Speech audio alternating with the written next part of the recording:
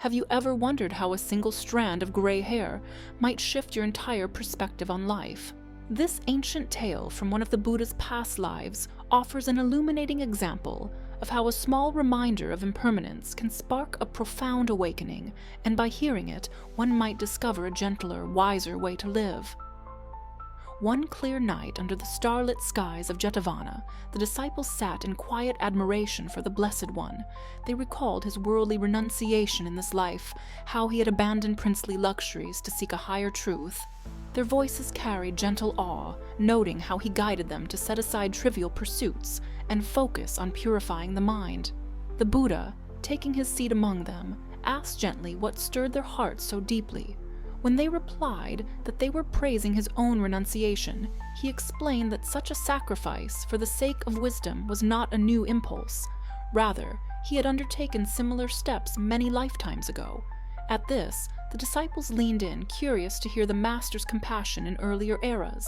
He calmly revealed a story from one of his past lives, a time when he was King Makhadeva, a ruler renowned for justice and kindness in the ancient kingdom of Videha. As the disciples listened intently, the Buddha conveyed how a single strand of gray hair prompted the king to leave his throne and devote himself to the higher path. A lesson, he said, in how seemingly small events can reshape destiny. Long ago, in that bygone age, the city of Mithila flourished under the benevolent rule of King Makhadeva.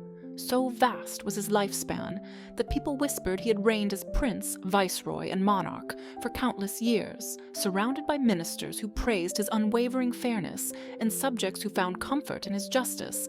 Makhadeva himself maintained a curious daily habit. He asked his royal barber to examine his hair for any sign of gray. At first, the court suspected this ritual was mere vanity. Perhaps the king, though generous, feared the approach of old age. Yet Makhadeva's reason ran deeper. He sensed that a single gray hair might remind him that even power and prosperity must eventually fade. In the quiet of his private garden, he walked beneath towering trees, reflecting on the universal truths of birth, aging, sickness, and death.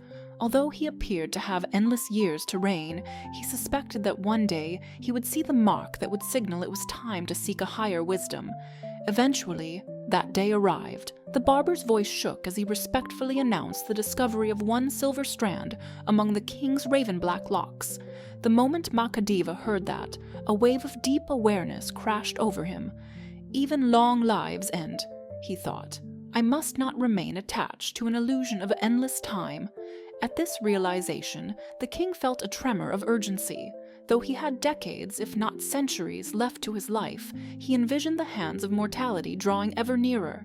Seated in silence, he recalled words he once heard from a passing hermit. A single glimpse of impermanence can awaken a lifetime of wisdom.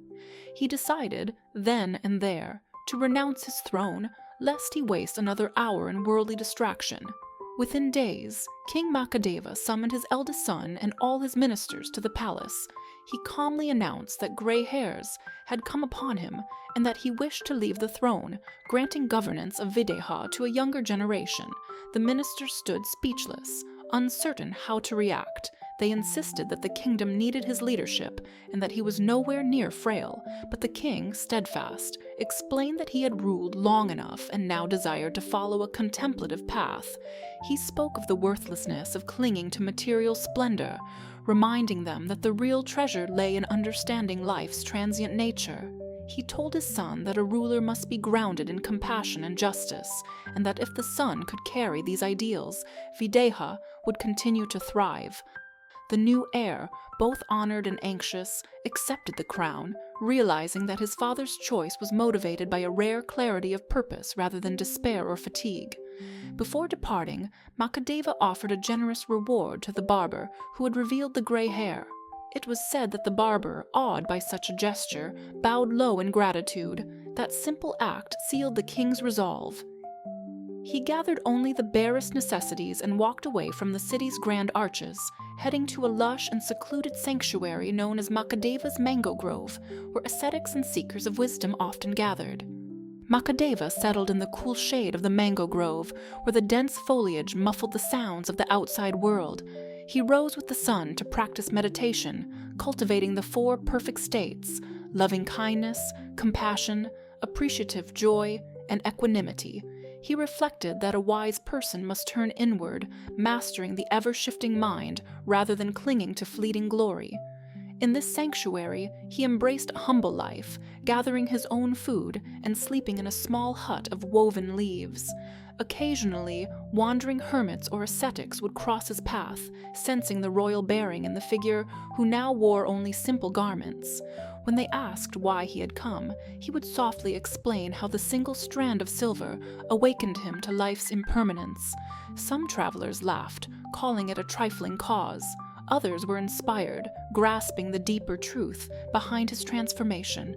Gradually, the king's meditations deepened. The illusions that once bound him, ideas of a grand palace, the thrill of royal processions, the praise of the court, seemed like distant echoes. Each day brought fresh understanding of how nothing in this world remains unchanged. He found solace in the knowledge that letting go of attachments brought a greater serenity than ruling vast lands ever could. True sovereignty lies not in commanding armies, but in mastering one's own thoughts, ascetics sometimes said, and Makhadeva found himself living that truth. Time passed, as it must, and eventually Makhadeva neared the end of his earthly existence. Having purified his mind, he died with profound composure, and was said to be reborn in a higher realm, drawn there by the shining virtues he developed in the grove. But that was not the conclusion of his cosmic journey. Sages of later generations described how that same soul returned again as another righteous monarch named Nimi, who likewise felt called to abandon the throne for spiritual pursuits. The echo of Makhadeva's renunciation had become a pattern of repeated awakening, each lifetime renewing the quest for ultimate truth. Returning now to the Hall of Truth, in Jetavana, the disciples listened, transfixed, as the Buddha concluded the tale of King Makhadeva. They recognized that this ancient monarch, guided by a single gray hair, was none other than the master himself in a previous existence. The Buddha paused, allowing his listeners to absorb the implications. He then offered a gentle reminder that the world's changes, be they creases near the eyes or the passing of the seasons, are ever-present invitations to wake up. Rather than lament, one can transform these signs into stepping stones to spiritual understanding. Makhadeva's story, the master said, demonstrates that wisdom dawns when one stops delaying the practice of virtue and begins living in accord with the deeper truths of impermanence and interdependence. Even the faintest sign of change, the Buddha noted, can guide us toward a clearer vision of what life truly is. Some in the congregation bowed low, resolving to keep a watchful heart. Others silently reflected on how often they overlooked minor signals that everything in this world must pass. Sensing their earnestness, the master ended his teaching by encouraging everyone to see life's brevity not as a torment, but as an incentive to cultivate kindness, insight, and compassion here and now. Thus, at the Hall of Truth in Jetavana, the question returned: how might a single strand of gray hair shift your entire perspective on life? For King Makhadeva, it was no simple cosmetic concern. That slender band of silver cut through the illusions of timeless youth, prompting him to renounce comfort and power and seek enduring peace. Even as the disciples marveled at the king's resolve in that ancient era, they also recognized the lesson for themselves. The smallest markers of aging or loss can become catalysts for awakening if met with clear understanding.